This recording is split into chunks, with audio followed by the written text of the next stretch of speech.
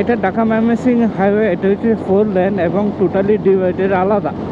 So আমরা যখন one way রুটে বাইক রাইড করি, ওয়ান ওয়ে রুটে নট অনলি বাইক, আমরা যখন ওয়ান ওয়ে রোডে রাইড করি সেক্ষেত্রে ওয়ান ওয়ে রুটটা অলওয়েজ একটু রিস্ক, এটা তো মানতে হবে অবশ্যই, ইয়াস মানতে হবে।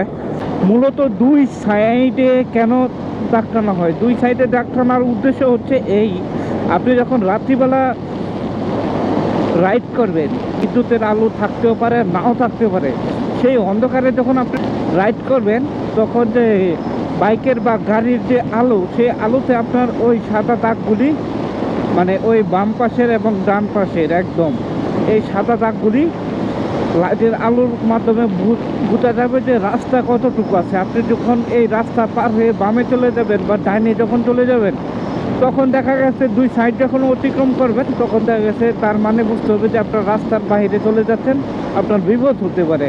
এই যে রাস্তা, এই রাস্তা থেকে যদি বের হয়ে যান তাহলে আপনার দুর্ঘটনা ঘটার পসিবিলিটি আছে। এই যে আমি রাস্তার লেন ধরে বাইক রাইড করতেছি, অনেক জায়গায় দেখবেন যে এই লেনের পরে তেমন জায়গা থাকে না। এখন আমি যেটা দেখাচ্ছি এখানে কিন্তু লেনের দাগের পরেও মোটামুটি বেশ জায়গা আছে, কিন্তু ম্যাক্সিমাম জায়গায় এত জায়গা পাবেন না। তখন দেখা গেছে খাদে পড়তে হবে বা নিচে পড়তে হবে, হোয়াটএভার একটা অ্যাক্সিডেন্ট হবে।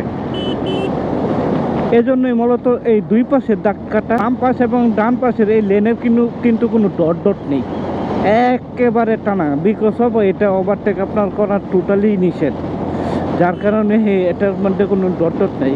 কিন্তু মাঝখানে দেখেন এই যে ডট ডট আছে, ডট ডট আছে, দ্যাট মিনস কি আপনি ওভারটেক করতে পারবেন। আর যখন ডট ডট থাকবে না, এই সাদা দাগের ডট ডট থাকবে না, তখন আপনি ভুলেও ওভারটেক করবেন না। আবার বিভিন্ন ইউটার্ন, বিভিন্ন কর্নারিংয়ে দেখবেন যে কোনো মানে ডট ডট নাই, একদম লেন টানা, দ্যাট মিনস হচ্ছে আপনার ওভারটেক করতে পারবেন না।